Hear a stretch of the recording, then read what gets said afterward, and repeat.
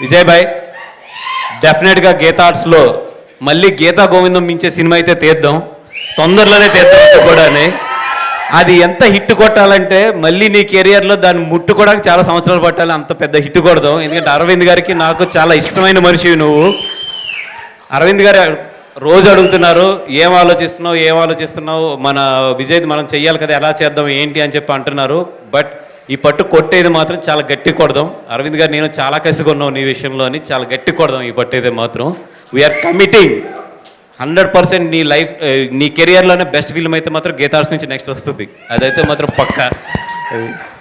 And love you, ఎప్పుడు కూడా ఒక బ్రదర్ కిందే నాతో పాటు ఉంటావు భయ్. Love you so much Vijay Bhai. Thank you so much for coming here and blessing all these youngsters. చాలా మాట్లాడాలని ఉంది బట్ టైం లేదు కాబట్టి ఒక్కటే లాస్ట్ డైలాగ్. ఏ ప్రొడ్యూసర్ కన్నా డబ్బులు ఖర్చు పెడతాం అంటే బాధ ఉంటుంది, బట్ ఎంజాయ్ చేస్తూ డబ్బులు ఖర్చు పెట్టేది కొన్ని సినిమాలకి అదృష్టం దక్కుతుంది. ఈ సినిమాకి నాకు అదృష్టం దక్కింది.